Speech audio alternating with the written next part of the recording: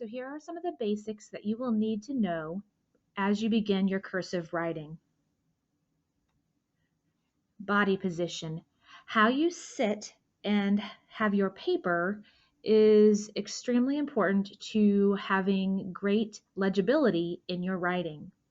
It is important for you to be sitting up straight in a chair, leaning slightly forward with your arms placed on the desktop.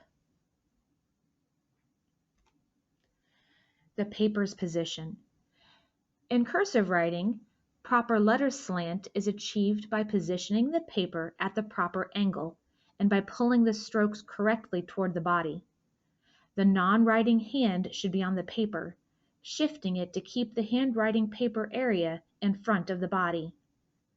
Right-handed students should tilt the paper approximately 30 degrees to the left and should pull strokes toward the center of the body. Left-handed students should tilt the paper approximately 35 to 45 degrees to the right and should pull strokes toward their left elbow. Take a moment and look at each illustration at the bottom of the screen.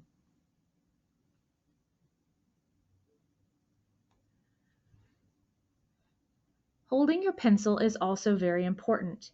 If you hold your pencil correctly, it will make it much more comfortable for your hand and enable you to write for longer periods of time.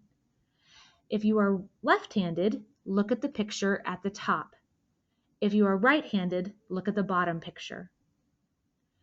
Both left-handed and right-handed writers need to hold the pencil between their thumb and first finger. It is important to have your thumb bent and resting the pencil near your big knuckle. The main difference is a left-handed writer will have the eraser of their pencil pointing toward their left elbow. A right-handed writer will have the eraser pointing towards their right shoulder.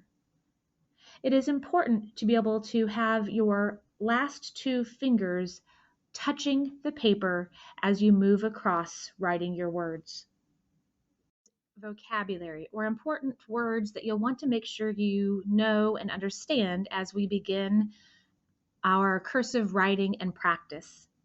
The first word is line, or writing line. The writing line is a dark, solid line.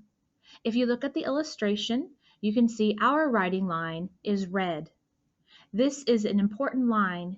It will help keep our writing going across the page in a straight, easy to read format.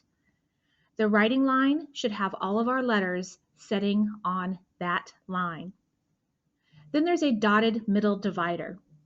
It is not a line, but it is a guide for our half-spaced letters.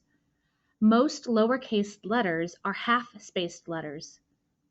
If we have full letters or tall letters, they will reach from the writing line all the way up to that top blue line in the illustration below. Some letters will be a drop loop. There's a middle divider for the drop loop that is a half space below the writing line. When you're writing letters like the letter G, you will start at the writing line, go halfway up through the top, and then also come back down and go about halfway below the writing line for your drop loop. Starting point. Most lowercase letters will start at the writing line on the left-hand side and then will move towards the right. Lead-in stroke. There are a few different groups of cursive letters. The first will be the clock climber group. The groups are organized by the lead-in stroke, how you begin writing each letter. All lead-in strokes should start at the starting point on the writing line. Consistent lead-in strokes will make it easier to draw all the letters in that group. Retrace. This is the area of the letter where you will do the initial stroke, but then you must write over it in order to continue the letter. So you will be drawing over what you have already written.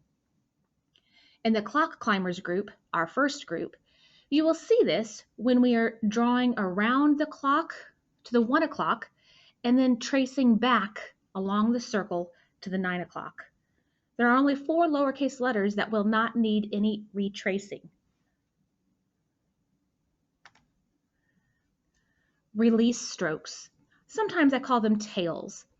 All of the lowercase letters, except 4, will have a release stroke from the writing line moving into the next letter. That's the release stroke. The 4 letters that do not have that release stroke along the writing line, they will have bridge connectors. The 4 letters B, O, V, and W will end up retracing slightly below the middle divider and release near the middle divider. Drop loop strokes. The drop loop group contains 7 letters. All of these letters drop with a slight slant stroke to the half space below. After they touch that half space below divider, they will turn a narrow loop upward and then cross the drop stroke exactly at the writing line for a release or tail into the next letter. The release stroke for all letters will be the beginning starting point for the next letter.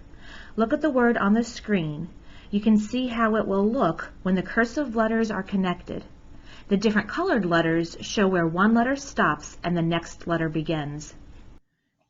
If you follow these main cursive writing reminders, it will make it a much easier process. Good luck!